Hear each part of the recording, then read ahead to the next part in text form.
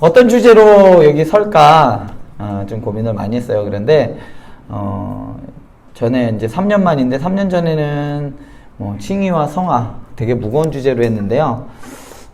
이번에는 좀 청년들한테 좀 공감대를 많이 얻을 수 있고 청년들한테도 좀 많이 시급하다? 어떻게 보면 청년들한테도 되게 중요하다라고 생각하는 것들을 가지고 썼어요. 주제는 딱 하나입니다. 오늘 뭐 보시면 알겠지만 나는 누구일까요? 라는 끝나고 났을 때 나는 누구일까요? 라는 이 질문에 대해서 이건 계속해서 던져져야 할 질문들이고 계속해서 확인해야 할 질문이에요. 그래서 이 질문을 계속해서 던져가는 방향을 잡는 시간이 되었으면 좋겠습니다. 먼저 제가 이 강의를 시작할 때 제일 먼저 생각했던 게 이거예요. 이게 뭘까요? 세계관이라는 게 있어요. 최근에 우리 기독교계뿐만 아니라 밖에서도 그리고 다 무슨 어떤 각 분야마다 세계관이라는 게 또 있어요. 하다못해 우리 청년들도 아주 좋아하는 롤이라는 게임에도 세계관이 있어요. 그죠? 각 게임마다 세계관들이 다 투영되어 있습니다. 왜냐면 그 세계관이라는 게 뭘까요? 세계관이 그 시대를 관통하는 하나의 관점이 될 수가 있는 거예요. 자, 그런데 우리는 그냥 세계관이 아니라 이 앞에 뭐가 붙어요? 기독교적 세계관이 붙어요. 왜냐면, 자, 이 세계관은 무엇과 연관이 되어 있냐면요. 이게 바로 정체성하고 연관이 되어 있어요. 정체성은, 여러분들이 누구인가를 규정해 줄 수 있는 게 정체성이에요. 이게 뭐냐면, 여러분들이 어떤 방식으로 보느냐에 따라서 여러분들이 규정돼요. 자, 예를 들면 이래요. 북한 사람들은 어떤 가치관으로 볼까요? 북한 사람들은 그들이 세뇌되어 왔던 그러한 작동에 의해서 그러한 이념에 의해서 세계를 바라보게 되어 있어요. 그래서 다른 사람들이 보면 말도 안 돼 라고 생각하지만 그 사람들은 그게 전부예요. 그렇게 바라보게 되어 있어요. 그래서 그 사람들의 정체성은 이 세계관에 의해서 정의가 되어질 수밖에 없습니다. 그럼 우리는 기독교적인 세계관, 가치관에 대해서 한번 저는 이야기를 해보려고 하는데요. 로마서 6장을 한번 보면 6장에는 이런 말씀들이 많아요. 뭐냐면요. 죄의 종과 의의 종에 대한 이야기들이 많습니다. 그래서 로마서 6장은 여러분들은 누구의 통치를 받느냐라고 이야기를 해요. 뭐라고 얘기하냐면 종은 누구죠? 종은 주인이 있어요. 주인의 말을 듣는 사람이 종이에요. 바울은 모든 사람은 종이라고 이야기를 해요. 두 종류로 나눠요. 잘생긴 사람, 못생긴 사람이 아니고요. 이제 의의 종과 죄의 종으로 생각합니다. 죄 아래 있는 사람들을 죄의 종이라고 이야기를 하고, 그리고 또 의의 종이 있다라고 이야기를 합니다. 그러면서 바울이 질문을 던지죠. 그러면 당신들은 누구의 종입니까? 라고 던집니다. 여러분들은 어느 나라 국민이죠? 그죠? 대한민국. 너무 당연해요. 대한민국 사람입니다. 대한민국의 법을 지키는 대한민국의 사람들이에요. 자, 성경에서는 계속해서 구약서부터 신약까지 관통하는 주제가 있어요. 너희는 어느 나라 사람인가? 누구를 왕으로 섬길 것인가? 너의 주인은 누구인가? 이 주제가 창세기부터 계시록까지 관통해요. 처음에 하나님께서 아담과 하와를 창조해 주셨을 때 너희의 주인은 누구다? 나야. 근데 그 주인을 거부했어요. 아닌 것 같은데요? 내 삶의 주인은 난 것 같은데? 이러한 정체성의 변화가 오게 되어 있어요. 그래서 이 사건이 선악과를 따먹는 사건을 해서 이 정체성이 바뀌어요. 그래서 사람이 이전에는 하나님을 주인으로 삼아야 하는 그러한 정체성에서 그러한 존재에서 바뀌죠. 나를 위한. 그런데 새롭게 되어지는 하나님 새하늘과 새 땅에서는 어떤 정체성을 가지고 살아가느냐? 다시 회복되어지는 거예요. 하나님 중심으로 하나님의 통치를 받는 사람으로 세워져 가는 거죠. 로마서 8장 15절에 보면 죄의 종과 하나님의 종에 대한 이야기가 나와요. 하나님의 자녀에 대한 이야기가 나옵니다. 단순히 종의 차원을 뛰어넘어서 하나님께서는 하나님을 믿는 자, 예수 그리스도를 믿는 자들에게 죄의 종에서 그냥 하나님의 사람으로 하나님의 백성으로 끝나는 게 아니라 하나님의 자녀로서의 권세를 주셔요. 자, 이런 정체성을, 새로운 정체성을 하나님께서 부여해 주십니다. 그렇기 때문에 우리의 정체성은 어떤 사람이냐면 하나님의 형상을 닮은 하나님의 백성이에요. 이것이 우리의 정체성인데, 하나님께서, 이거 우리 초등부 애들한테도 잘 하는 질문인데, 하나님께서 사람을 창조하실 때 뭐에 따라 뭐로 창조하셨죠? 흙으로 무엇을 따라 만들었죠? 하나님의 형상이에요. 여러분들에게 되게 중요한 게 이 형상이라는 말이에요. 형상이 뭘까요? 질문. 형상이 뭘까요? 형상? 이거, 생김? 네, 포함될 수 있습니다.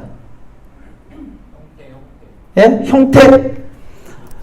이 형상에 대해서 잘 알지 못하면 혼돈이 올 수가 있어요. 자, 봐봐요. 지금 고대근동, 그러니까 고대근동 지역에서 이 형상에 대한 것들이 많이 발견돼요. 대표적인 게 우상의 형상이 있을 수 있죠. 그죠? 바알과 아사레에 대한 형상들이 많이 나옵니다. 그런데 여러분들이 잘 알고 있는 고대의 왕국의 개념으로 생각해봐요. 왕이 넓은 토지를, 영토를 다스릴 때 저 지방에 뭘 세워놓을까요? 지방관 그 이전에는. 예? 그 이전에는 어떻게 할까? 왕이 전 지역을 다 다스릴 수가 없잖아요? 그래서 그곳까지 가지 못해요. 그럴 때 무엇을 세우느냐면 아주 고대 근동, 그러니까 지금으로부터 문명이 발달될 그때쯤, 그러니까 족장시대의 그때 시대쯤에는, 아브라함이 있던 그 당시에는 나라가 세워질 때에 그 끝부분에 무엇을 세워놨냐면 왕과 비슷한 석상을 말고 목상을 세워놨어요.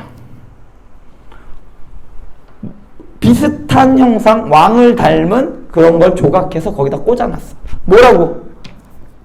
여긴 왕이 다스리고 있어. 그래서 그 형상을 보면 왕이 다스리고 있는 지역이라는 것을 알 수가 있어요. 그리고 좀 전에도 이야기했듯이 왕이 있으면 누굴 보내주냐면 영주를 보내주죠. 지방에 다스리라고 보내주는 사람을, 우리나라 옛날에는 사또였지만 옛날엔 뭐였어요? 좀 중세시대 좀 멋있게 얘기할 때는 영주, 그죠? 이런 사람들을 보내줘요. 왕의 명령을 그 영주들은 따라요. 뭐 하는 사람들이에요? 대신 다스리는 사람이에요. 자, 이런 사람들을 뭐라고 하냐면 형상이라고 이야기를 해요. 형상에는 단순히 그 사람을 그냥 닮았어, 외형으로 닮았다는 게 아니라 왕에 대한 모든 권한을 대리자, 일종의 대리자라는 얘기예요. 하나님이 사람을 창조할 때 대리자의 역할을 해주셨어요. 누구의 대리자? 하나님의 대리자. 모든 사람들이 영토를 다스릴 때, 그러니까 하나님께서 온 천지 만물을 다스릴 때 이 모든 이 공간과 모든 시간은 누구의 영토냐? 하나님의 영토예요. 그런데 그것을 하나님께서 직접 다스리지 않고 대리자를 세우셨다는 이야기예요. 형상을 따라. 누구의 형상? 다스리는 자의 형상을 따라 세워요. 그게 사람이에요. 왕의 형상을 따라 경계에 세운 것들이 다스리고 있다라는 그 징표가 되듯이 하나님이 여러분들을 통해서 이 땅을 다스리고 계시다라는 걸 여러분들을 통해 보여줘야 된다는 거예요. 여러분들이 나는 그냥 하나님의 형상을 닮았어. 그럼 하나님이 나처럼 생겼다. 그렇게 잘생기셨어? 이런 의미도 물론 포함될 수 있어요. 그런데 하나님의 이 형상을 닮았다라는 거, 여러분들의 정체성은 뭐냐면 하나님의 형상을 품고 있는 게 여러분들의 정체성이에요. 그런데 그 정체성 안에는 하나님의 이 다스림이 있어야 된다는 얘기예요. 그래서 생육하고 번성하여 땅에 충만하라 하신 후에 사람에게는 어떻게 하라 그랬어요? 그것을 다스리라. 아주 중요한 말이에요. 그것을 그냥 뭐 다스리다라는 건, 야, 너 내 말대로 다 해, 이런 의미가 아니라 하나님의 대신 대리 통치자로서 역할을 감당하라는 이야기예요. 뭐를? 온 세상을 다. 근데 그것을 잃어버렸다라는 것은 통치자로서 그러니까 이 형상을 잃어버렸다라는 것은 대신 하나님의 말씀을 듣고 하나님의 통치를 받으며 그 통치의 다스림을 실현해야 되는 인간이 하나님의 형상을 잃어버렸다라는 것은 하나님의 다스림을 잃어버렸다는 이야기죠. 그 형상이 누구 형상으로 돌아가는 거예요? 사람의 형상, 동물의 형상, 만물의 형상. 그것을 다 우리는 성경에서 뭐라고 이야기하죠? 아이돌이라고 이야기합니다. 우상이라고 이야기를 해요. 형상이라는 말이 우상이에요. 그렇기 때문에 진정한 이 형상이 있으면 형상은 지금 말로 이야기하면 이미테이션? 이미테이션이 있기 위해서는 뭐가 있어야 돼요? 그치, 찐이 있어야 돼. 찐품이 있어야 되는 거예요. 그런데 문제가 되게 웃긴 일이 벌어졌어. 사람이 무슨 일을 벌이기 시작했냐면 진품을 복사하는 것이 아니라 모조품을. 하나님이 만들어 놓은 그것들은 다 형상이에요. 진품이 아니. 진짜인 것은 하나님 한 분밖에 없어요. 진짜인 존재는 하나님 한 분밖에 없고 나머지는 그냥 다 하나님의 손에 의해 창조된 피조물밖에 없는데 진짜인 하나님을 버리고 어떻게? 진짜인 하나님을 버리고 아니 복사제 모조품을 모조하기 시작했어. 이런 말도 안 되는 일이 벌어지고 있는 게 지금 이 시대예요. 자, 그래서 우리는 어떤 정체성을 꼭 가지고 있어야 되냐? 하나님의 형상을 닮은 정체성이다. 우리가 장차 앞으로 지향해 나아가야 하는 방향은 이 형상의 회복이에요. 이 형상이 회복되는 사건이 있어요. 뭐지? 이 형상이 회복되는 사건이 있어요. 성경에는 한 번의 사건이 있습니다. 사도행전에서 성령을 받았을 때에, 성령이 임하셨을 때에 그때 사람들이 하나님의 형상이 회복이 되어져요. 그때 무슨 일이 벌어질까요? 그때 니꺼 내꺼 하면서 서로 평가르고 나누고 했던 사람들이 그렇게 하지 않아요. 살짝 그때 하나님의 나라의 맛을 보게 되는 현상이 벌어집니다. 그때 오순절 마가의 다락방에서 있던 그 성령 강림의 사건이 바로 하나님의 형상의 회복의 사건이었습니다. 그렇기 때문에 여기서 지금 미리 말씀드리자면 예수님을 믿어서 성령님의 임재함을 여러분들이 경험하면 그것은 바로 하나님의 형상의 회복입니다. 하나님의 통치가 여러분들 가운데 이루어진다는 이야기예요. 그것이 우리가 궁극적으로 나중에 새하늘과 새 땅에서 누려야 할 하나님의 자녀로서 누려야 할 정체성입니다. 자, 우리가 정체성을 결정하는 것은 아까도 이야기했지만 이거 뭐 없나? 잠깐만 양말이라도 이제 지우개 없죠? 지우개 없어요. 자, 지우개. 자, 봐봐요. 이거 수정이라 괜찮아. 자, 여러분들 잘 봐봐요. 정체성을 결정하는 게 뭐예요? 정체성을 뭐로 결정해요? 결정은 자, 이거는 뭐에 따라 어디 법을 따르느냐? 이거 쉽게 얘기해 줄게요. 어디 법을 따르느냐? 어느 법을 따르느냐에 따라서 그 사람의 정체성이 결정돼요. 아까도 이야기했듯이 여러분들이 대한민국 국민이라는 것은 여러분들이 어디 법을 따르고 있다는 이야기예요. 대한민국의 법을 따르고 있다는 사람들이 이주노동자들이 어디 뭐 하겠어요? 잠깐 왔던 사람들이 우리나라 법을 따를까요? 물론 어쩔 수 없이 따르는 법도 있지만 그 사람들이 그 법을 준수하지 않아요. 왜냐면 의무가 없어. 있을 동안에는 어느 정도 외국인으로서 지어야 할 그것은 있지만 순수한 대한민국 사람들이 지어야 할 그런 의무, 납세 의무 지냐는 거죠. 그런 거 잘 안 줘요, 그 사람들. 불법 체류자 같은 경우들은.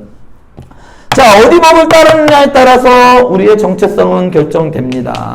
하나님의 법을 따르는 사람들. 그런데 그 하나님의 법이 언제 있었어요? 처음에 하나님께서 우리에게 법을 주셨는데 어떤 법이었어요? 선악과 따먹지 말아라. 이게 하나님의 법이었어요.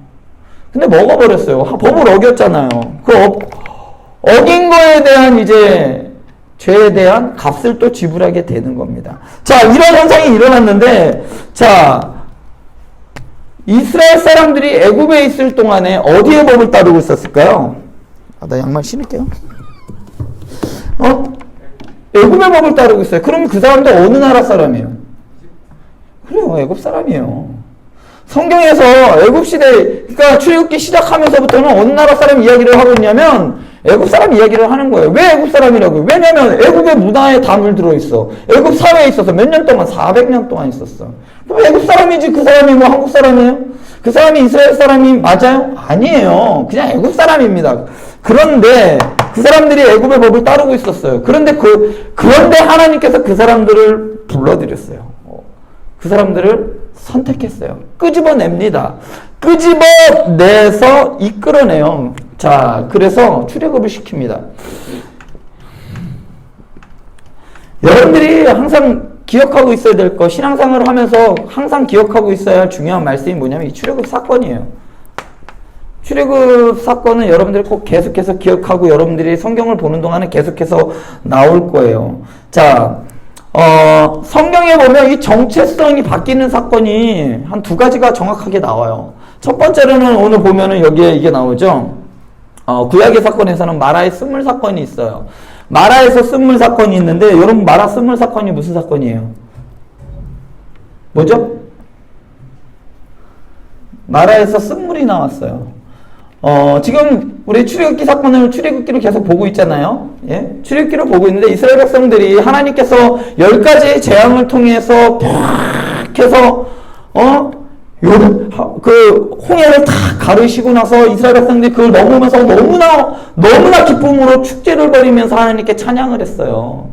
그냥 그야말로 60만, 대략 100만이 넘는 인구가 엄청난 축제를 벌리면서 즐거워했단 말이에요. 그러자마자 이제 물이 떨어졌어.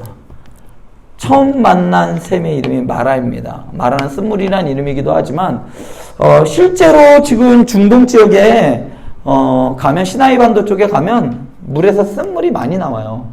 왜냐하면 염도가 높기 때문에 바다에 있는 물이 솟아나와요. 그럼 쓴물이 나와요. 자, 쓴물을 마주한 이스라엘 백성들이 한 사건이 뭘까요? 물이 없자마자 이렇게 이야기합니다. 백성이 이제 출애굽기 15장 24절부터 26절 보면 이런 말씀이 있어요. 봐봐요.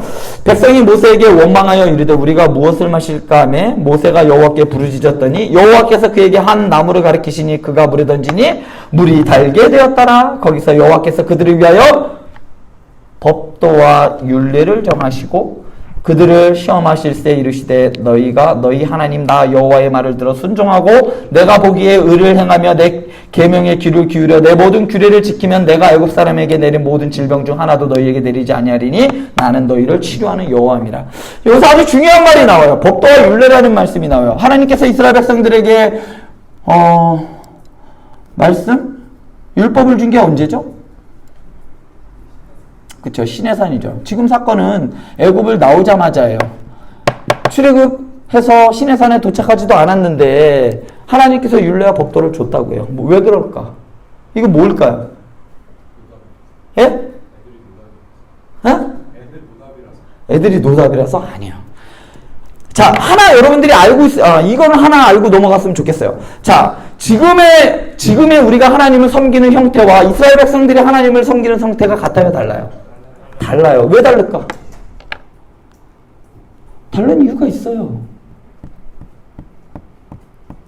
그 사람들은 종교적인 개념이 낮았어. 당시에는 어떤 거야? 샤머니즘. 다른 고대 근동에서는 다 그렇게 섬겼어. 특별히 애굽에서의 신들은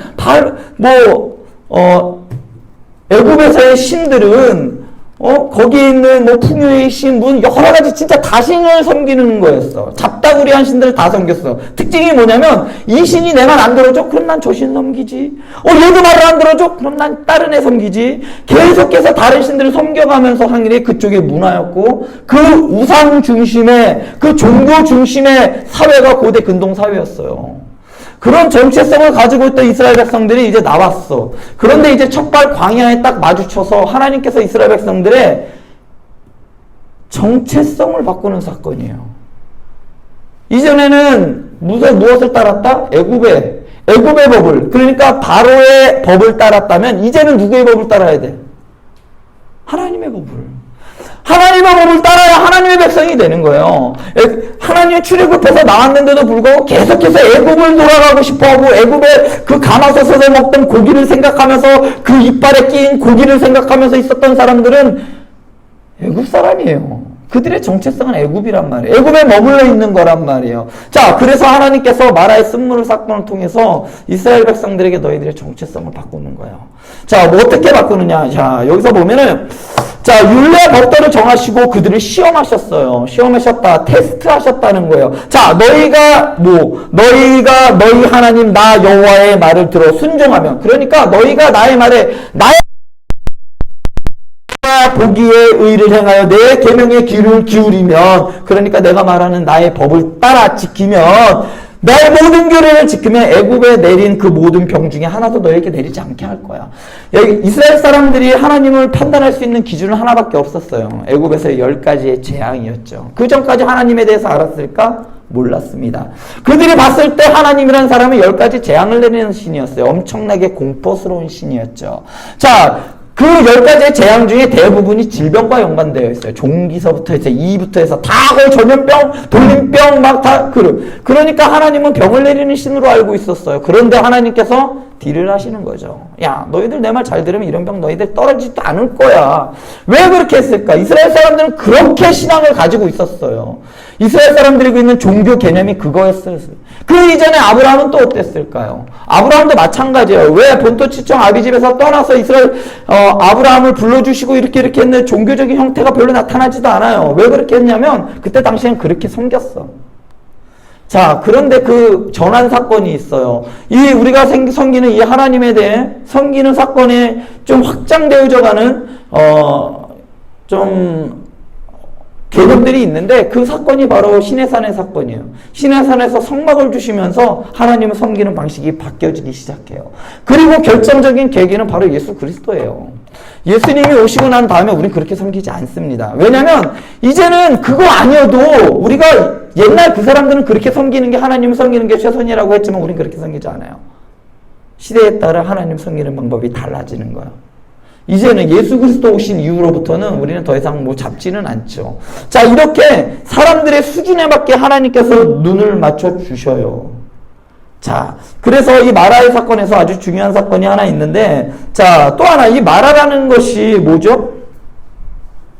마라가 뭘까요? 그러지 마라, 저러지 마라. 지난번에 우리 이렇게도 얘기하시던데, 마라가 뭐죠? 마라가 샘이에요. 샘물이에요, 샘물. 자, 이 샘물이라는 것이 아주 중요해요. 왜 중요하냐면, 모세오경에서 제일 많이 쓰는 표현 중에 하나가 언어유희예요. 언어유희가 뭘까요? 예? 좀 수준 낮게 이야기하면, 말장난? 그러니까, 말을 가지고 이해를 쉽게 좀 가지고 노는 그런 현상이 있죠. 마찬가지 이런 거예요. 아, 나는 배가 불러 이랬는데, 난 이 배가 부른 게 아니라 저 배가 불러. 이렇게. 이해 안 되는구나. 자, 이 마라라는 물. 자, 물이라는 히브리어가 아인이라는 말이에요. 아인이라는 말이에요. 히브리어로 아인이라는 말인데, 이 아인이라는 말이, 발음은 같은데 다른 의미가 또 하나 있어요. 똑같은 말 중에 하나가 눈이라는 말이 있어요.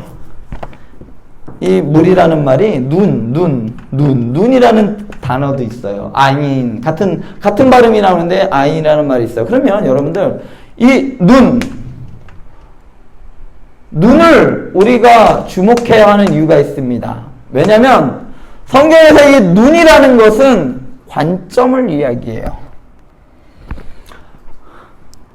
마라의 쓴물이 바뀌는 사건은 그래서 뭐가 바뀌는 사건이냐면 관점이 바뀌는 사건입니다.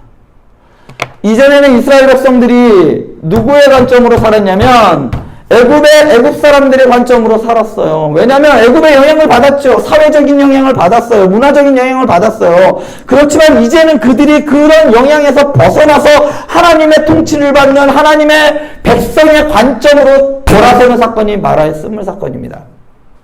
이와 똑같은 사건이 하나 또 있어. 성경에는 이렇게 관점이 바뀌는 사건이 명확하게 두 가지가 나오는데, 아까 전에 처음에 얘기했던 이 마라의 쓴물 사건 하나.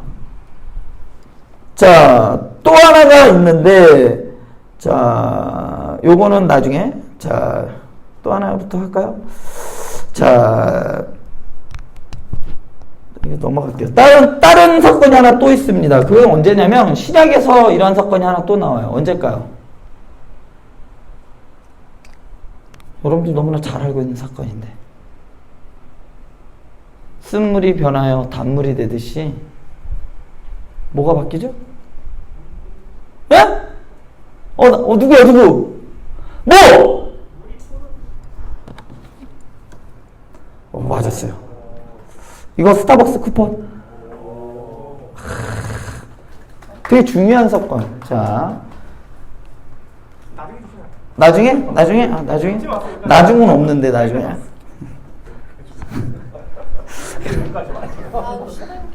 자, 그래서 안 들었구나. 자, 신약에서도 하나의 사건이 있죠.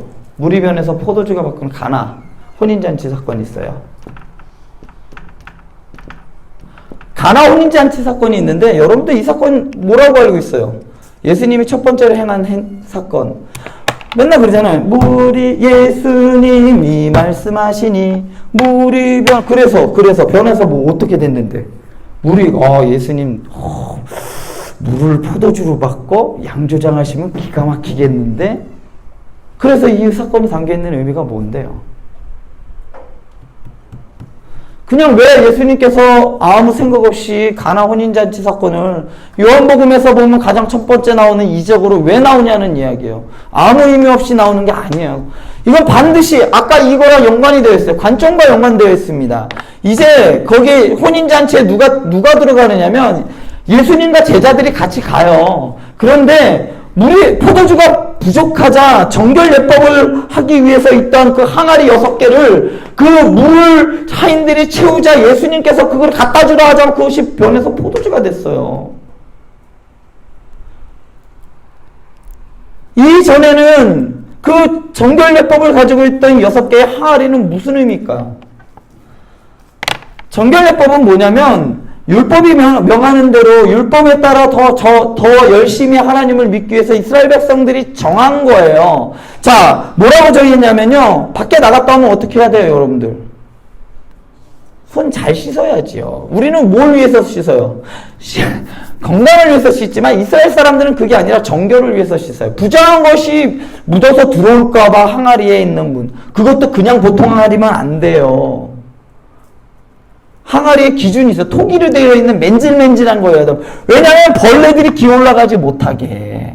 그 항아리는 정결예법에만 사용되는 거예요. 그러니까 그 물로 뭐예요? 발 닦아. 손 닦아. 왜냐하면 발에 지저분한 거 묻어 들어오면 안 돼.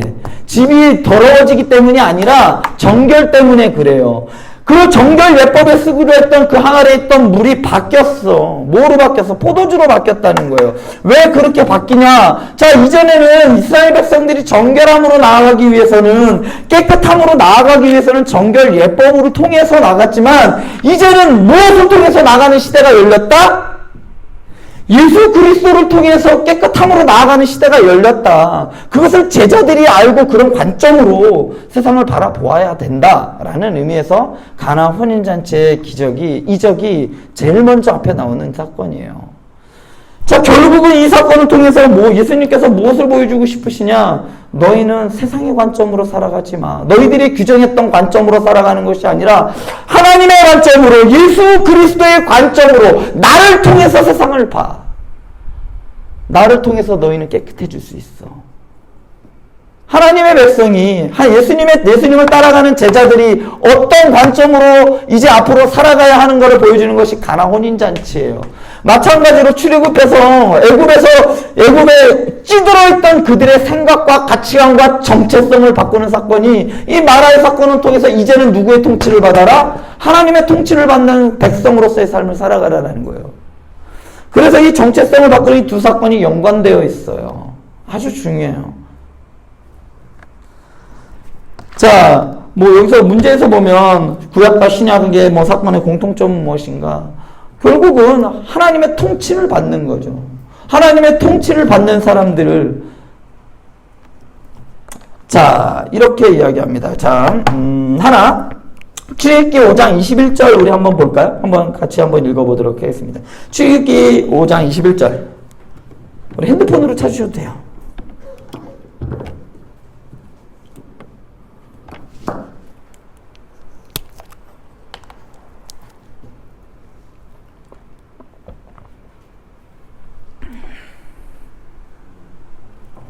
자, 우리 같이 읽어볼까요? 시작! 그들에게 이르되. 우리 찍어줘야 돼요? 자, 우리 수영아 한번 읽어볼까? 시작!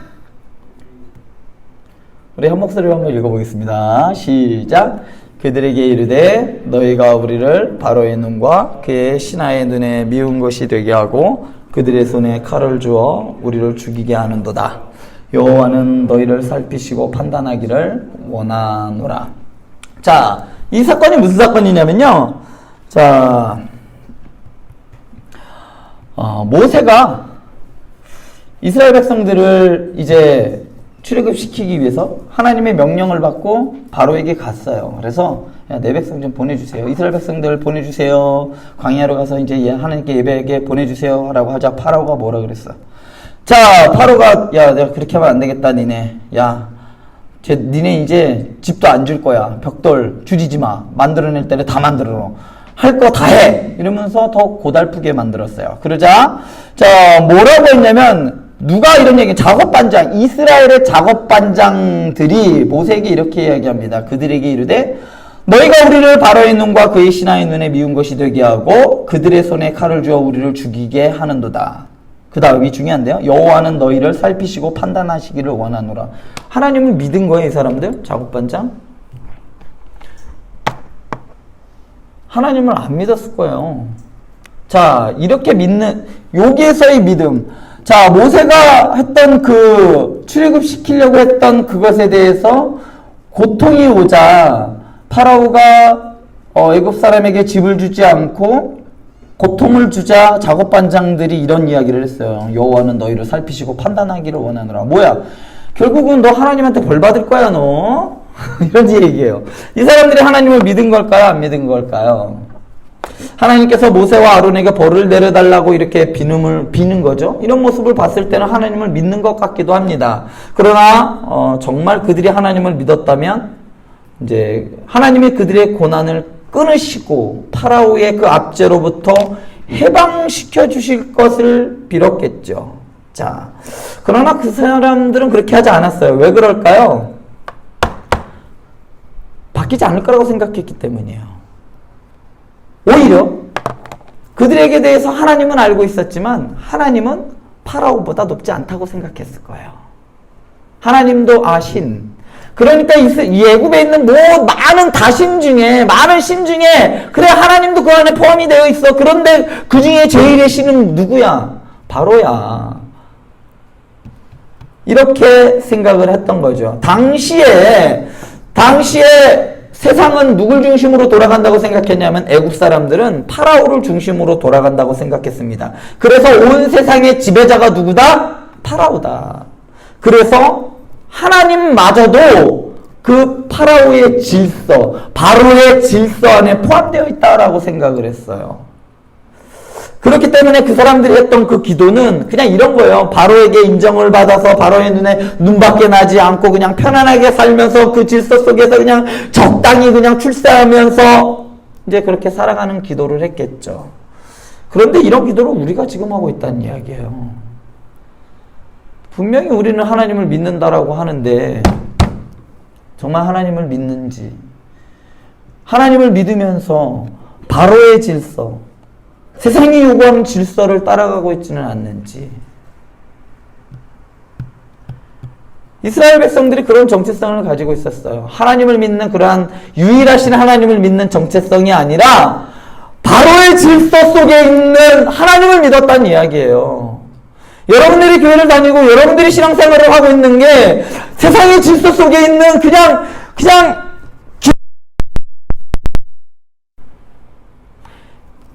최근에 저희 교수님께서 이런 이야기를 했어요. 왜 지금의 청년들과 옛날 70, 80년대의 청년들이 다른 점이 뭔가? 다른 신앙에 어떤 신앙의 결이 다르기 때문에 지금은 왜 기독교의 교회의 능력이 나타나지 않는가? 기독교의 잘못인가? 그때 옛날 그 다 당시에는 말씀 중심, 교회 중심으로 이사를 갔어요. 저도 그걸 기억해요. 우리 부모님이 교회를 옮길 때, 이사를 갈 때 가장 중요하게 본 게 교회였어요. 교회에 다닐 만한 교회가 있는가? 그 교회 말씀은 괜찮은가? 이거부터 봤단 말이에요. 그래서 교회에 최대한 가까이 가는 것이 우리 부모님들이 이사 가는 곳이었어요. 그런데요, 지금은 어떻게 하느냐? 그렇게 보지 않아요. 교회 중심이 아니라 내 중심이에요. 내가 시간이 나면 교회 가는 거, 내가 시간이 나면 예배 드리는 거, 이렇게 드리지 않냐는 거예요. 이것이 바로의 질서 속에서 살아왔던 이스라엘 백성들의 삶과 뭐가 다르냐는 이야기예요. 그냥 그들이 믿었던 하나님은 그냥 많은 신 중에 하나. 여러분들이 지금 교회 생활을 해서 예수님을 믿는다라는 것이 이런 관점처럼 보인다는 거예요. 수많은 청년들이 이렇게 예수님을 믿어요. 여러분들이 왜 교회를 나오나요? 세상의 질서 속에서 그래도 교회 가면 좀 잘 된다고 얘기하니까, 복을 주시니까 그래서 나오는 건 아닌가요? 자, 여러분들이 기도를 할 때 이랬으면 좋겠어요. 세상의 이 질서, 그러니까 애굽의 질서, 그리고 파라오의 질서, 그런 경쟁에서도 남보다 앞서기 위해서 하나님을 믿는 것이 아니라 하나님의 통치를 받기 위해서, 하나님의 방식대로 살아가기 위해서 여러분들이 기도했으면 좋겠어요. 아까도 얘기했지만 신약 성경에서 두 번째로 나왔던 것이 이 종교례법에 대한 이야기였어요. 이번 주 주일부터 설교, 우리 담임 목사님 설교가 뭐가 들어가냐면 10계명이 들어갑니다. 제 1계명 뭘까요? 시작! 너는 나 외에는 다른 신들을 내게 있게 하지 말지니라 라고 했어요. 자, 한 가지 한번 생각해 봅시다. 마지막에 어떻게 들으죠? 다른 신들을 내게 있게 하지 말라? 있게 하지 말라. 부정문이죠? 왜 부정문으로 했을까? 이렇게 하면 되잖아요. 뒤집어서 이야기하면 그냥 하나님만 섬겨. 이렇게 이야기하는 거고 똑같은 이야기 아닌가? 다른 신들을 내게 있게 하지 말라는 말과 야 너네 하나님만 섬겨 이 말하고 뭐가 달라요? 같은 말이죠. 같은 뉘앙스입니다. 자, 그런데 하나님께서 너는 나 외에 다른 신들을 내게 있게 하지 말라라고 이렇게 하신 명령은요, 우리의 신앙이 더 구체적으로 판가름 나는 사건이 뭐냐면 다른 신을 섬기는 일. 우리는 다른 신을 섬기지 말라는 명령을 들으면 보통 이제 다른 종교의 신을 떠올려요.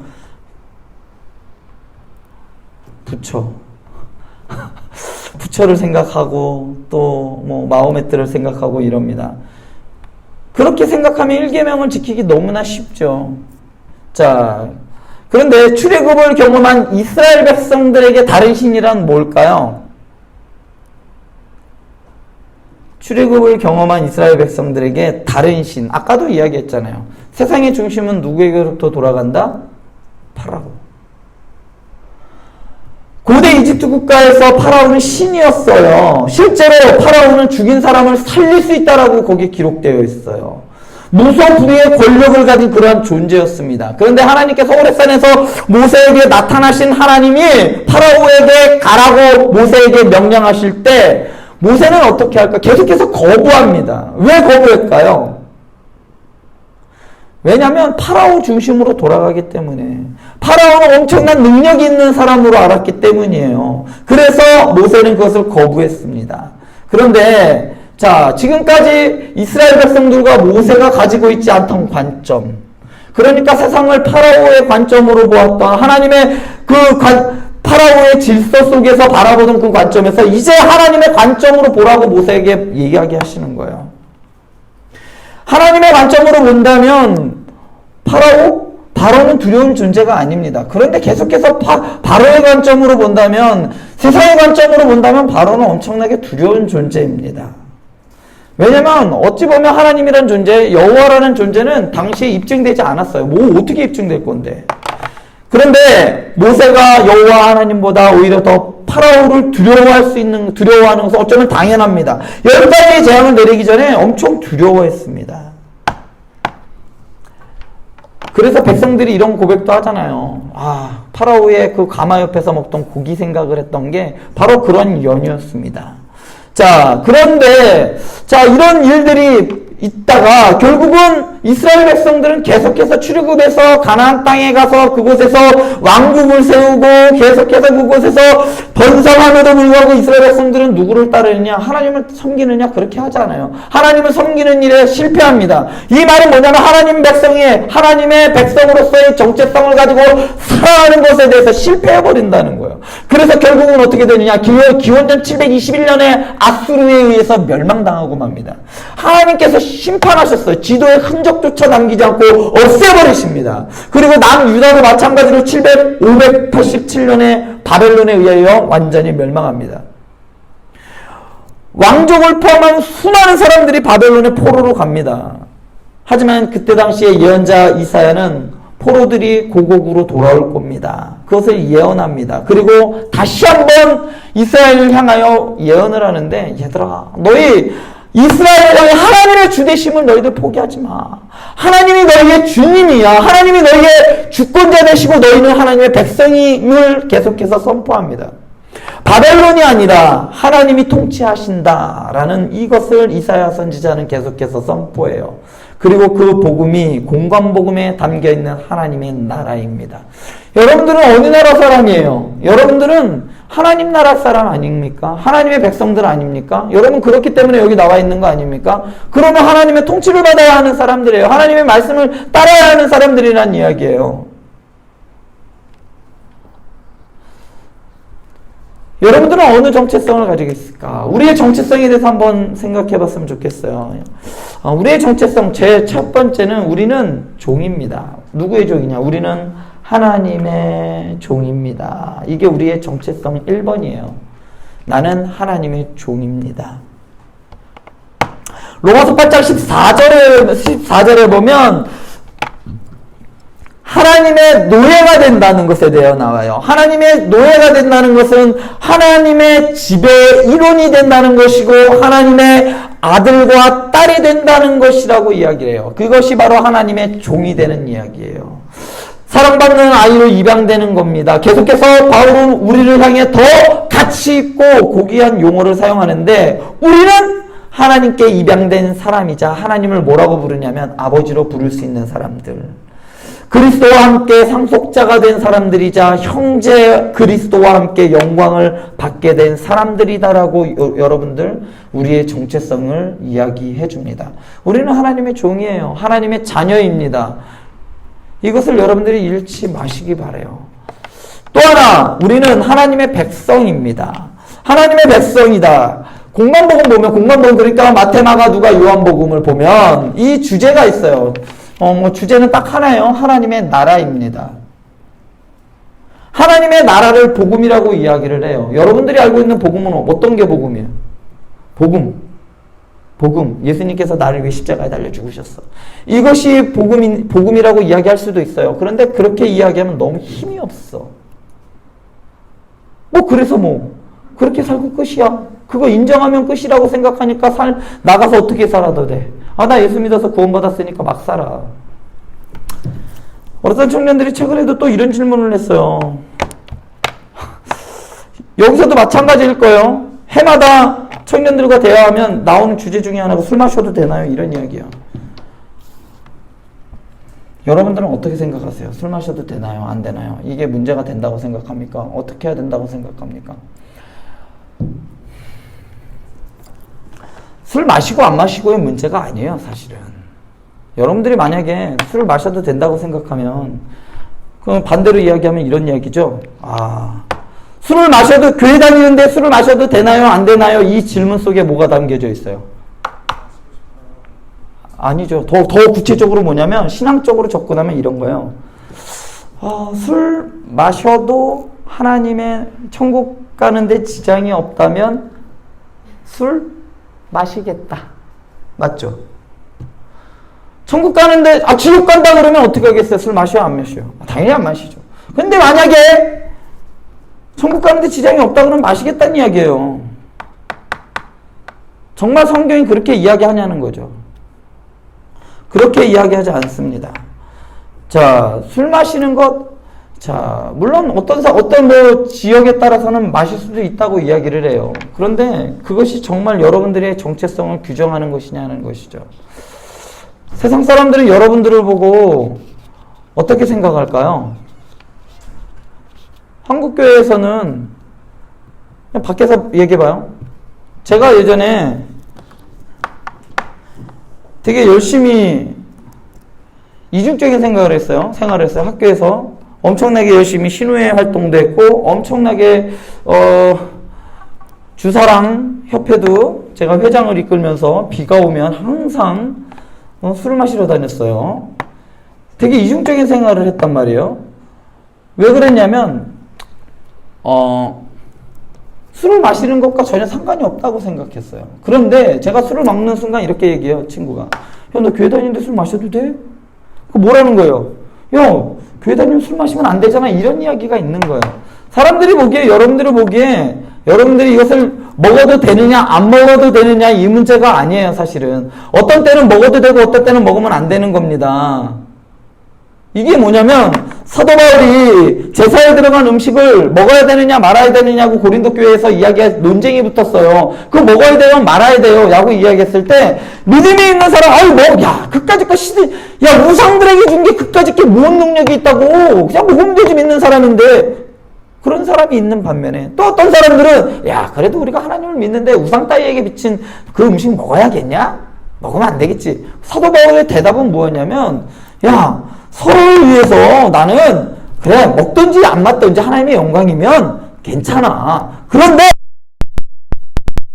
다른 사람이 보기에 그것을 인하여 실족하게 되면 먹지 않겠다라고 이야기를 했습니다. 여러분들이 마시는 것 때문에 다른 사람이 예수 믿는 사람 똑같네 저것들 이렇게 이야기하면 뭐라고 얘기했어요?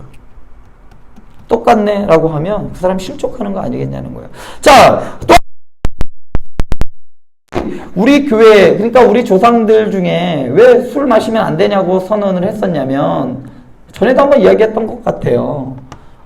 그죠? 이 술에 대한 이야기는 이야기했던 것 같아요. 그냥 한번 넘어가도록 할게요. 나중에 더 구체적으로 한번 이야기할 시간이 있으면 했으면 좋겠습니다. 자, 일단은 하나님의 나라에 대해서 한번 살펴볼게요. 여러분들의 정체성이 하나님의 백성이기 때문에 여러분들이 살고 있는 그 하나님의 나라가 어떤 나라인지 구체적으로 알아야 할 필요가 있습니다. 이 나라, 회개하라 하나님의 나라가 가까이 왔다. 이것이 예수님과 세례 요한이 전했던 첫 번째 복음이에요. 그러니까 첫 번째 복음이 아니라 복음의 핵심입니다. 하나님의 나라가 도래했다. 그러면 예수 그리스도가 나를 위해 죽으셨다라는 것 또한 복음이 아니겠느냐? 그것보다 더 구체적으로 뭐냐면 나를 위해 예수님께서 십자가에 달려 죽으셔서 내가 어디로 들어간다? 하나님의 나라에 들어간다. 하나님의 백성으로 살아간다 라는, 결국은 예수님께서 사복음서를 통해서 계속해서 얘기했던 건 회개해! 하나님 나라 가까워왔어. 이게 복음이에요. 계속해서 뭘 이야기하냐면 하나님의 나라란 하나님의 왕되심, 하나님께서 왕으로 계심, 하나님의 주되심, 그리고 하나님의 다스리심이 있는 곳이 하나님의 나라라고 이야기를 합니다.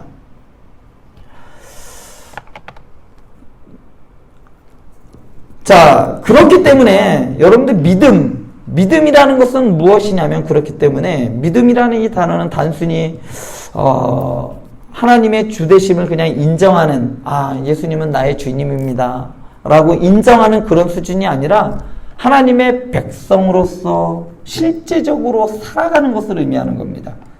여러분들 믿음을 잘 규정해야 돼요. 그냥 난 예수 믿고 구원받았어, 나 예수님이 나를 위해서 십자가에 달려 죽으셨어, 이것을 그냥 인정하는 수준이라고 하면 그건 믿음 아닙니다. 믿음이라는 것은 그것으로 끝나는 것이 아니라 내가 하나님의 백성이기 때문에 내가 어떻게 살아가야 돼요. 실제적으로 이 땅 가운데 어떻게 살아가느냐까지 이어지는 게 바로 믿음이라는 거예요. 자, 그 하나님의 나라는 어디에 있는가? 자, 누가복음 17장 20절에서 22절에 보면 바리새인들이 질문을 합니다. 하나님의 나라가 어느 때에 임하겠습니까? 묻거늘 예수께서 대답하여 이르시되 하나님의 나라는 볼 수 있게 임하는 것이 아니요 또 여기 있다 저기 있다고도 못하라니 하나님의 나라는 너희 안에 있느니라 라고 말씀하세요. 하나님의 나라는 개인의 마음속에 있다는 뜻이 아니에요. 이 말의 뜻은 무엇이냐면, 하나님의 나라는 예수님을 통해서 이미 이 땅 가운데 왔어요. 너희 안에 라는 이 말은 지금 바리새인들 가운데 있는 그 예수님을 통해서 하나님의 나라는 그들 가운데 임해 있다라는 말씀입니다. 하나님의 나라는 너희 안에 있다라는 이 말은 하나님의 나라는 우리가 살아가는 현실 가운데 있다라는 말씀이에요. 지금 우리 하나님의 나라를 살게 해주십시오. 뭔가 다른 번쩍번쩍한 게 있는 게 아니라 지금 여러분들이 살아가는 왜? 하나님의 통치를 따라 살아가는 것이 하나님의 나라가 된다는 이야기이죠. 그리고 또 한 가지 여기서 이야기할 게 회개하라 천국이 가깝다라고 했는데 하나님의 백성들에게는 반드시 있어야 될 것이 회개입니다. 회개가 반드시 전제되어야 되는 거예요. 돌아서움이 있어야 된다는 이야기죠. 구체적인 행동이 있어야 되는 거고 고백이 있어야 된다는 거예요. 마가복음 1장 15절에서 보면 예수님은 하나님 나라의 선포를 선포하실 때 왜 회개가 선행되어야 할까? 왜 전제되어야 할까? 이사야 선지자가 이렇게 이야기합니다. 이사야 선지자가 바벨론으로 이스라엘 사람들이 포로로 잡혀가 있는 그 사람들을 향해 이렇게 외쳐요. 내 하나님이 통치하신다! 라고 선포할 때 무엇이 아니다라가 아니라 암시되어 있어요. 너희는 이것은 이렇게 이야기합니다. 이런 뜻이에요. 바벨론이 아니라 하나님이 통치하신다라고 이야기를 하는 거예요. 여러분들 세상이 여러분들을 통치하는 것이 아니라 하나님이 통치하신다. 자, 그래서 이런 관점에서 10계명 1계명을 보면 나 외에는 다른 신을 섬기지 말라. 이 계명은 하나님만 섬기고 하나님의 하나님만 섬기라고 하나님께서 말씀하지 않고 다른 신을 섬기지 말라고 한다는 것은 바로 하나님이 아니면 우리의 주인 그 어느 것도 내 주인으로 삼기면 안 된다는 말입니다. 그것이 바로 회개예요. 그러니까 이런 거죠. 죄의 지배로부터 돌이키는 것. 그러니까 회개라는 것은 바로의 통치로부터 돌아서는 것. 그것을 회개라고 하는 거예요. 성경학자들은 바로, 애굽, 이것을 바로의 통치, 바로의 질서를 사단의 질서로 봅니다. 바로의 질서를 따라가는 것이 아니라 하나님의 통치를 따라 사는 것, 그것을 회개라고 이야기를 해요. 그렇기 때문에 믿음이라는 것은 뭐냐면 나를 위해 죽으시고 부활하신 그 예수 그리스도께서 내 삶의 주인으로 섬기며 살아가는 것을 믿음이라고 이야기를 합니다. 그래서 또한 구원이라는 것은 그렇기 때문에 하나님이 나의 주 되시고 나는 그의 백성이 되신다라는 것을 고백하는 겁니다. 그리고 백성으로서 살아가는 것을 의미해요. 개념으로서가 아니라 이것은 삶으로서입니다. 믿음과 삶이 분리될까요? 분리되지 않습니다. 믿음과 삶은 같이 나타나게 되어 있어요. 왜냐하면 믿음이라는 것은 곧 하나님이 주 되시는 삶이기 때문이에요. 여러분들 내가 한번 생각해 보세요. 여러분들이 토요일 날을 보낼 때에 이런 거예요. 내가 멀리 또 좀 이런 거예요. 좀 멀리 여행을 갈 수도 있지만 다음 날이 주일이기 때문에 내가 그날 무리하지 않는 거예요. 왜? 다음 날 주일을 위해서. 이런 것이 삶과 믿음이 연결되는 거예요. 왜 여러분들이 착하게 삽니까? 그냥 도덕적으로 착하게 살아가는 거? 이웃을 돌보면서 살아가는 거? 그런 거 다 할 수 있어요. 그런데 예수 믿지 않고도 착하게 사는 사람들이 많아요. 그 사람들하고 여러분들의 삶과 다른 게 뭐예요? 여러분들의 삶은 예수님의 통치가 있기 때문에 착하게 살아가는 것이고 그 사람들은 그냥 도덕적으로 그냥 착하게 살아가는 거예요. 그 사람들은 우리는 구원받았다라고 이야기하지 않습니다. 여러분들이 이 땅에 살아갈 때 여러분들이 살면 옆에 있는 사람들에게 막말하지 않고 욕하지 않고 나쁜 짓 하지 않고 착하게 살아갈 수밖에 없는 것, 그 여러분들의 삶에 하나님의 예수님을 따라 살아가려고 하는 그런 갈망이 있고 따라 살아가는 그 삶, 믿음이 있기 때문에 여러분들이 그렇게 하는 거죠. 믿는 것이 곧 삶입니다. 그렇기 때문에 예수 믿어 구원받은 사람은 착하게 살아가야 돼요. 지영아, 착하게 살자. 휴지를 버릴 때에도 거리 껴야 돼요. 왜냐면 이 모든, 아까도 이야기했지만 여러분들은 하나님의 형상으로 하나님이 만들어주신 사람들이기 때문에 이 자연과 모든 것을 다스리고 보호해야 할 책임이 있어요. 그래서 일회용 가급적이면 적게 써야 돼요. 지구가 아야아야 하기 때문이에요. 예, 물론 그것도 있지만 하나님이 자연을 다스리라고 해주셨기 때문에, 돌보라고 했기 때문에, 파괴하라고 이 다스린다라는 말에 파괴하는 단어가 있는 것 같아 참 불편합니다. 그런데 언어에 보면 그런 단어가 아니에요. 보살피라는 이야기예요. 돌보라는 이야기입니다. 도덕적으로 여러분들이 선하게 살아가는 것이 아니라 하나님의 주되시기 때문에 주되심을 나타내며 살아갈 수 있는 여러분들이 됐으면 좋겠습니다.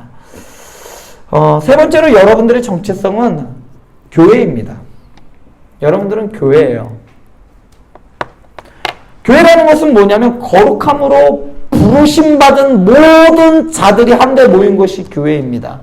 유형적 교회는 그렇지만 여러분들 개개인적으로도 교회라고도 이야기를 합니다. 왜 여러분들이 교회일 수 있을까요? 교회는 여러 가지 의미가 있을 수 있어요. 하나님이 예수 그리스도께서 여러분들 안에 있으면 여러분들 각자가 다 교회입니다. 그럼에도 불구하고 그 교회들이 모인 교회도 또 있어요. 그 교회를 우리는 무시할 수가 없습니다. 왜?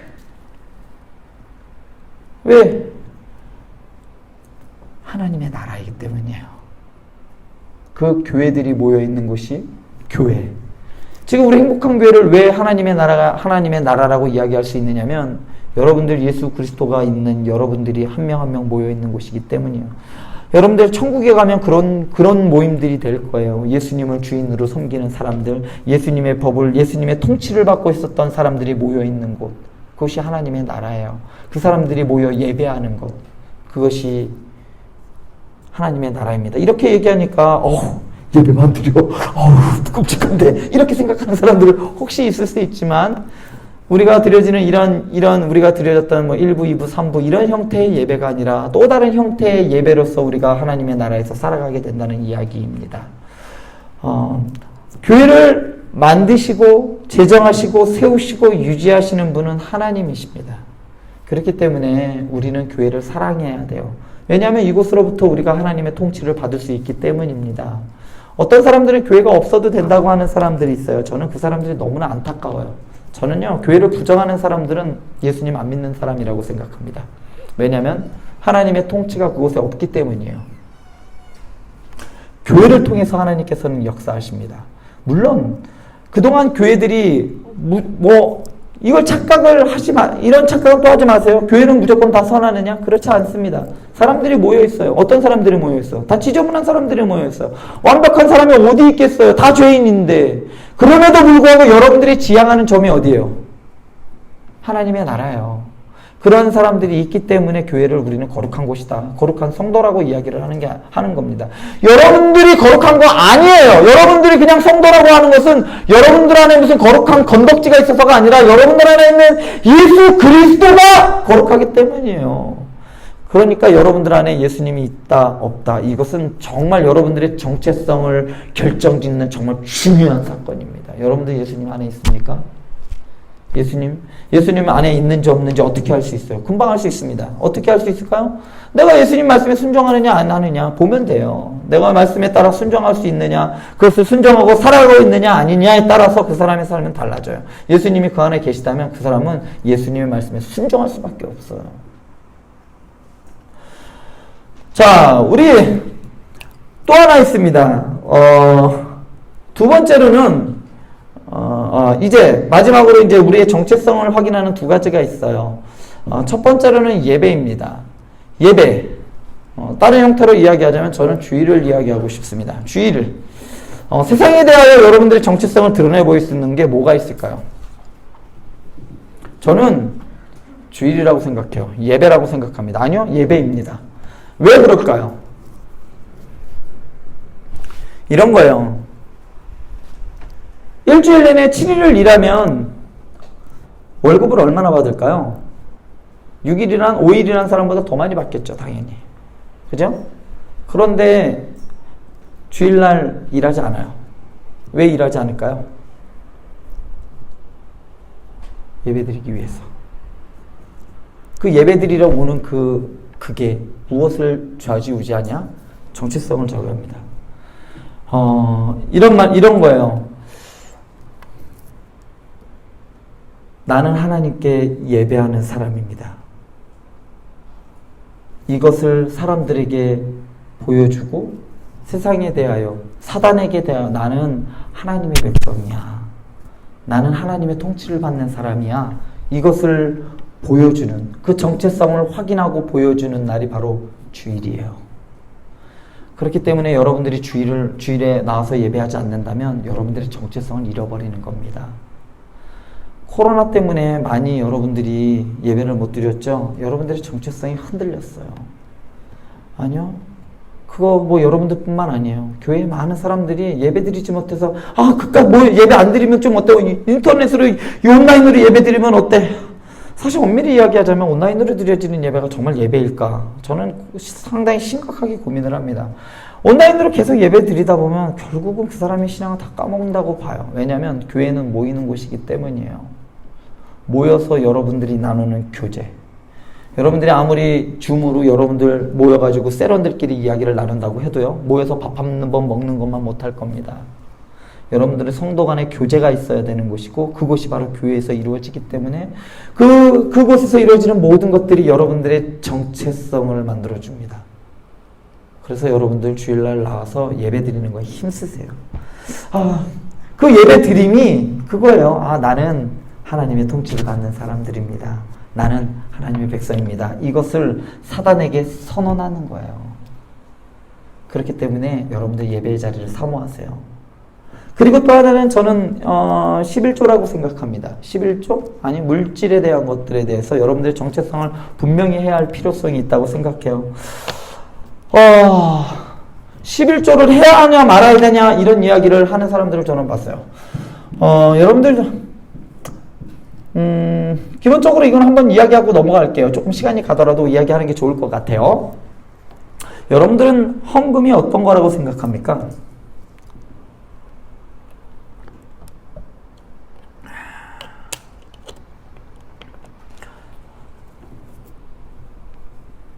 구약시대의 헌금이 뭘까요?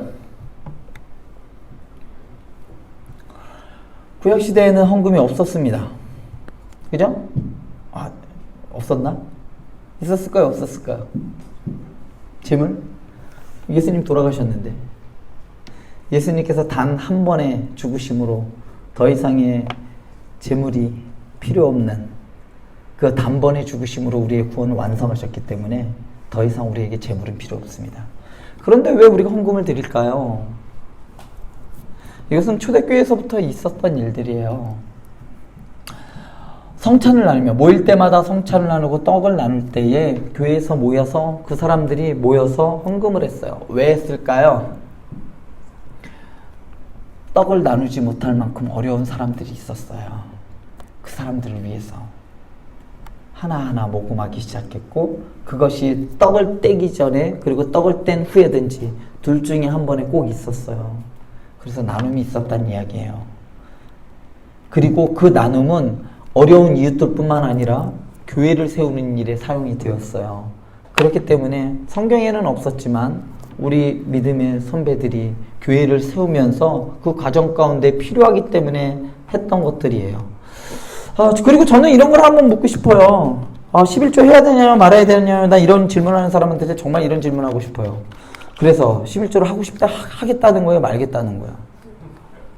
그 안에 저는 이런 그런 질문을 하는 사람들의 안에 보면 이런 생각이 있을걸요? 저는 100% 있다고 생각합니다.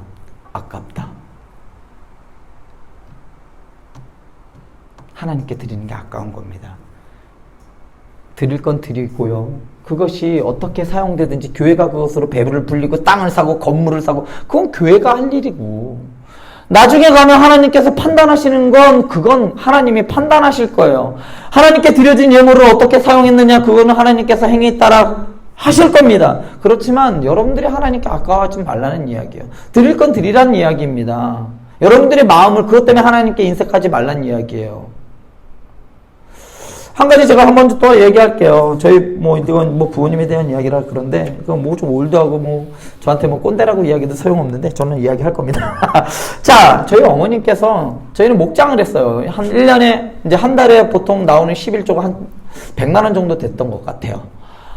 상당히 많은 액수였어요. 목장을 하면서 15일마다 한 번씩 우유에 대한 이제 이게 나와요.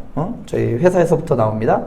100만 원씩 11조를 하다 보니까 양이 상당히 많았어요. 근데 그걸 저희 어머니 되게 즐거워했어요.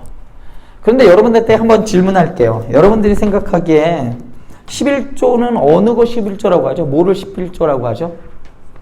네? 10분의 1?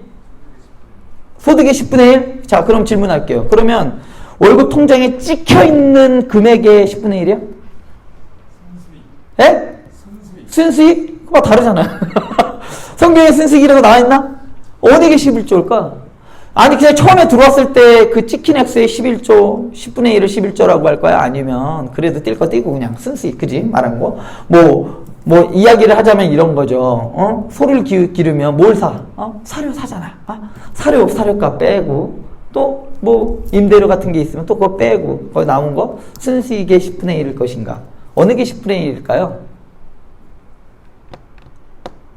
어떤 게 11조일까요?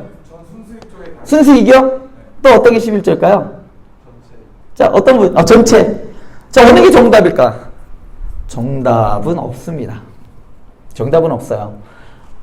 그게 11조라고 생각하면 그렇게 하세요. 하면 되는 거예요. 난 저렇게 해야 되는데, 아니, 그 마음이 그렇게 있다면 하시면 돼요. 귀한 거예요. 진짜 저는 귀하다고 생각합니다. 저희 어머니도 그렇게 생각했어요. 뭐에 10분의 1이라고 생각했냐면, 찍혀있는 거에 10분의 1이라고 생각했어요. 사료값의 40% 처음에는 사료값이 총 금액의 40%가 사료값으로 나가다가 나중에 80%까지 사료값으로 나갔어요. 1년에 들어오는 액수 인건비 빼고 나니까 한 달에 들어오는 게 100만 원 남짓. 소 50만 원, 50마리 키우는데 아침 새벽 4시부터 나가서 저녁 9시까지 계속 목장에 있어요. 중간중간에 밥 먹으러 1시간 반씩밖에 못 들어오세요. 그렇게 한 달 내내 일하는데 150만 원 들어왔어요. 목장을 할 수 있을까요? 없을까요? 더 이상, 그러니까 이제 저희 부모님이 일을 하시다가 더 이상 이게 더 이상 어떻게 안 되니까 어떻게 했냐면, 내가 어떻게 일은 해야 되니까 11조를 바꿨어요. 처음에는 찍혀있는 금액의 10분의 1을 냈습니다. 그러다가 나중에는 사료값을 뺀 것의 10분의 1을 내셨어요. 그런데 저는 그날 저희 어머니의 그 눈물을 알아요. 한 3일 내내 우셨어요. 왜 우셨는지 아세요? 하나님께 너무 죄송한 거야. 우리 어머니의 신앙이 그랬어요. 마음이 그랬다는 거예요. 저희 어머님이 옳다는 이야기가 아니라 전 그 마음이 있다는 이야기예요. 3일 내내 우시면서 엄마 왜 그렇게 너무 계속해서 우시니까 어머니 왜 그러세요? 했더니 내가 이거를 어쩔 수 없이 이렇게 내는 게 너무 속상해. 저는 그 마음이라고 생각합니다. 어떤 명목으로 하든지 하나님께 드릴 때 마음이 있어야 되는 거예요. 왜 예수님께서는 과부의 두렙돈을 귀하게 여겼냐? 그 마음이 있기 때문이에요. 그거 아니면 오늘 밤 당장 입에 풀칠하지 못하지만 그래 하나님께 마음으로 드린 거예요.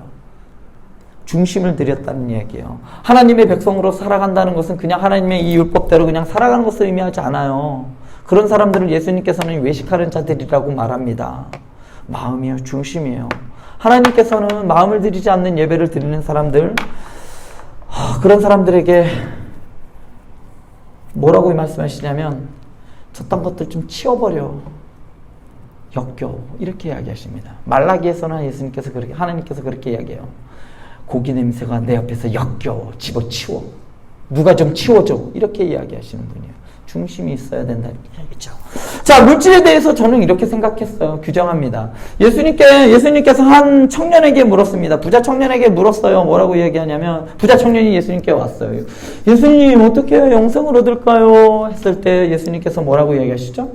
너 가진 거 다 팔아. 가난한 자들에게 나눠줘.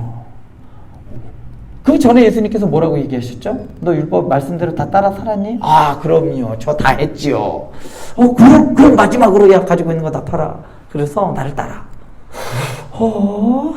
근심해서 돌아갑니다.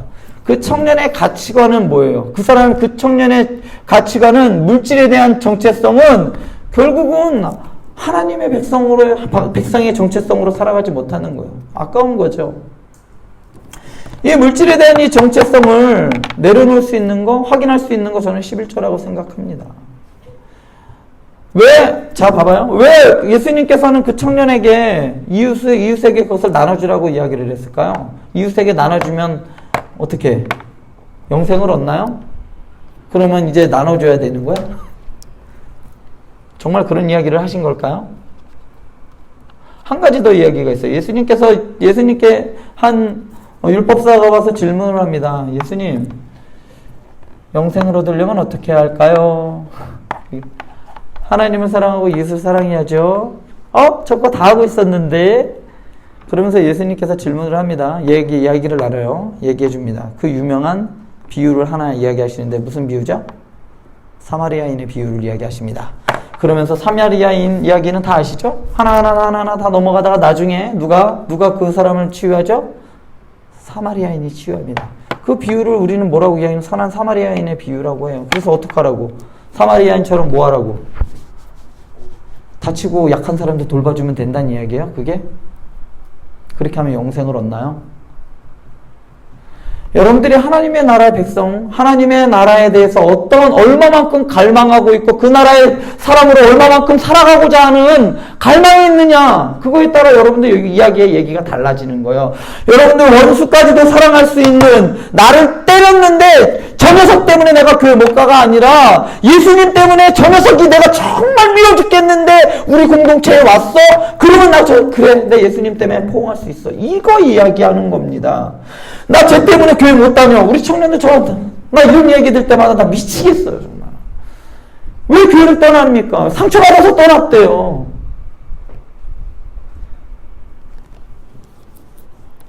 그런 사람까지도 포용해 줄 수 있는 그러한 복음, 영생에 대한, 여러분들이 정말 들어가고자 하는 그 하나님의 나라에 대한 갈급하느냐는 거예요. 여러분들 정말 하나님의 나라에 들어가고 싶습니까? 하나님의 예수님의 제자로 살아서 그 나라에 들어가고 싶냐는 갈망이 있냐는 이야기예요. 그것이 있다면 원수마저도 용서할 수 있다는 이야기입니다. 그렇다면, 그런 갈망이 있다면 내가 가진 모든 것 이것까지도 내려놓을 수 있다는 이야기입니다. 여러분들이 그런 하나님의 나라의 갈망, 여러분들의 그 정체성에 대한 것들이 제가 그랬어요. 물론 지금 제가 그거 다 포기하고 사느냐? 저 그렇지 못해요. 저는 이렇게 생각합니다. 믿음이라는 것, 신앙생활이라는 것은 계속해서 그 지향점을 향해서 가고 있다라고 이야기를 해요. 그 걸어감에 그 지향점을 향해 가고 있는 것이 없어지고 포기하고 돌아서는 순간 저는 그것을 믿음을 포기한 거라고 생각합니다. 왜 미워하는 마음이 없겠어요? 제가 예수님입니까? 미워하는 사람이 왜 없겠어요? 제가 왜 물질에 대한 욕구가 왜 없겠어요? 그런데 그것보다 저 천국이 좋다는 이야기입니다. 그래서 이것을 내려놓으려고 이 노력을 하고 이것을 계속해서 예수 그리스도를 향하여, 하나님의 나라를 향하여, 이 가나안 땅을 향하여 계속해서 나아가는 것이 이게 바로 하나님 나라 백성의 정체성이란 이야기입니다. 물질도 명예도 바로 하나님 나라 때문에 배설물처럼 쓰여졌던 바울이 대단한 것처럼 보이죠. 그런데 바울이 얼마만큼 대단하다라고 이야기하면 그래봤자 죄인인데 뭘. 바울이 우리처럼 그런 고민 안 했을까요? 날마다 나는 죽는다라고 얘기했던 거, 어떤 사람은 그 사람이 계속 좋은 방향으로 갔다라고 생각하지만 사실은 그렇지 않아요.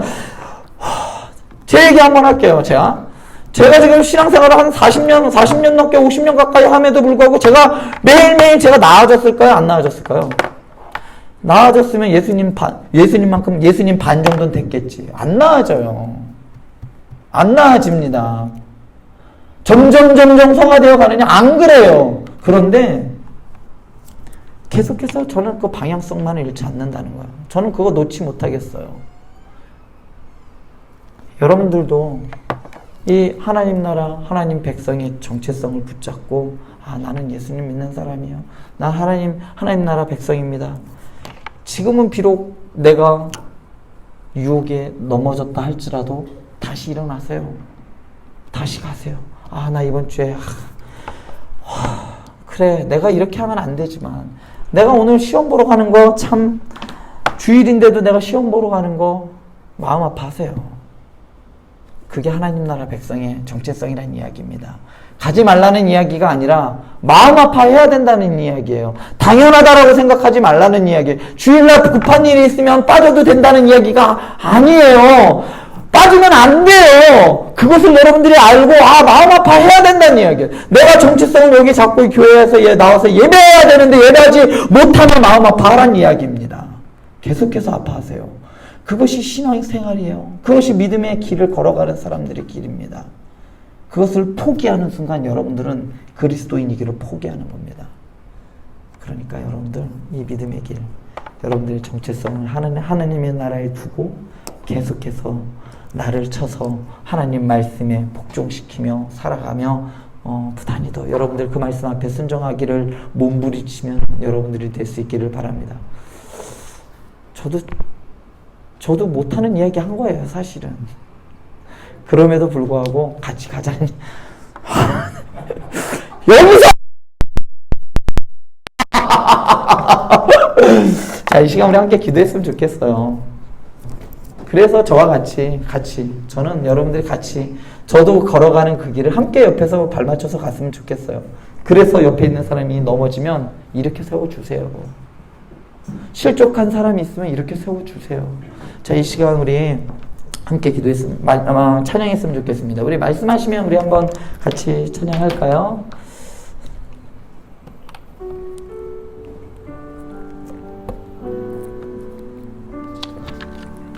가사 안 띄워줘도 되죠? 주님 말씀하시면 내가 나가리다. 주의 뜻이 아니면 내가 멈춰서리다. 나의 가고 서는 것 주 뜻에 있으니 오 주님 나를 이끄소서. 주님 말씀하시면 내가 나가리다. 주님 뜻이 아니면 내가 멈춰서리다. 나의 가고 서는 것 주님 뜻에 있으니 오 주님 나를 이끄소서. 뜻하신 그곳에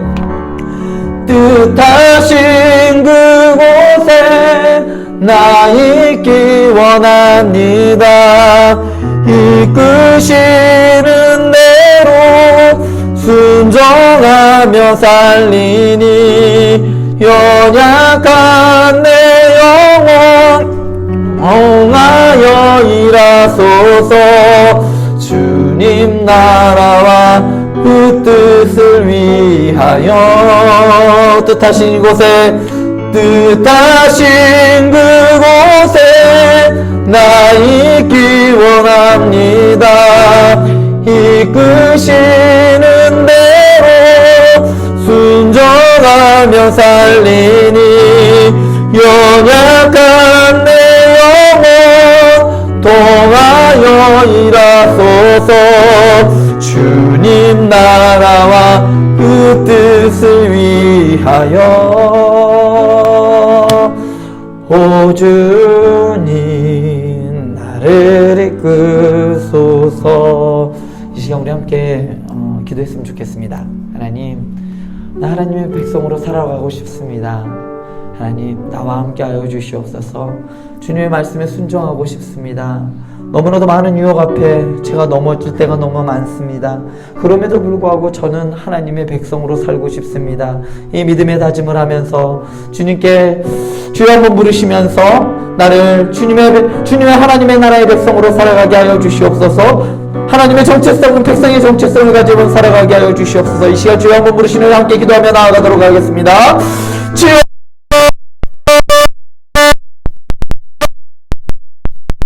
하나님을 주님께서 붙잡아 주셔서 살아가는 것이 아니라 하나님 나라의 하나님의 통치를 받으며 살아갈 수 있는 우리 청년들 되어질 수 있도록 주님 도와주시옵소서. 하나님의 나라를 갈망하며 하나님의 통치를 주시옵소서.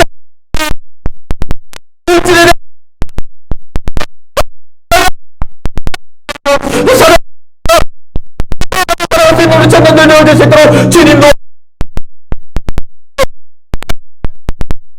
세상의 정체성을 가지고 살아갈 수 있는 우리 청년들 내어줄 수 있도록 이 시간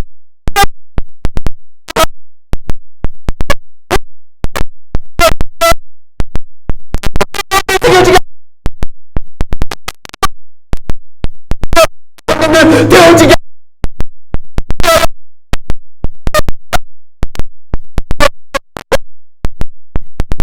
어떻든지 주님의 영광 위에 주님 도와주시옵소서. 우리 변화 청년들의 정체성이 변하여 저들이 하나님의 위에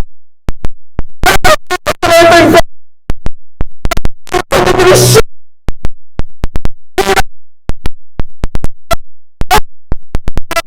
우리 청년들 내어줄 수 있도록 주님 도와주시옵소서. 40년의 우리 청년들 우리 청년들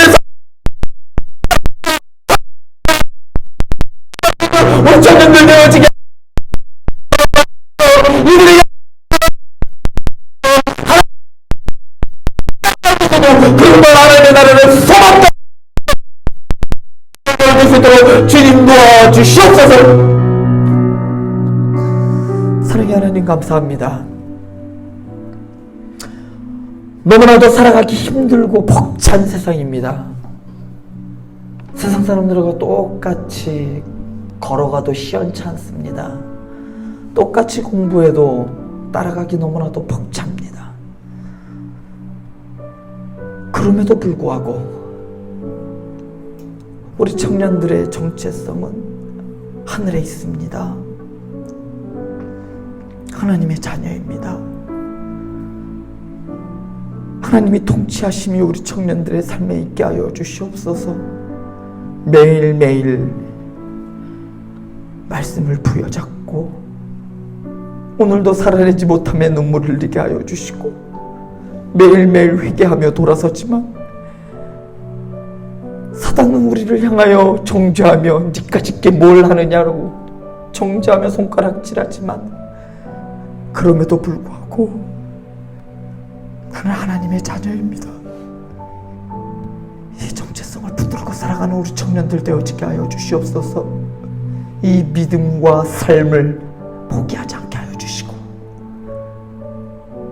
사람들이 어떠하든지 하나님의 음성 듣기를 갈구하며 갈망하며 살아가는 우리 행복한 교회 청년들 되어지게 하여 주시옵소서. 예수님의 이름으로 기도드립니다. 아멘.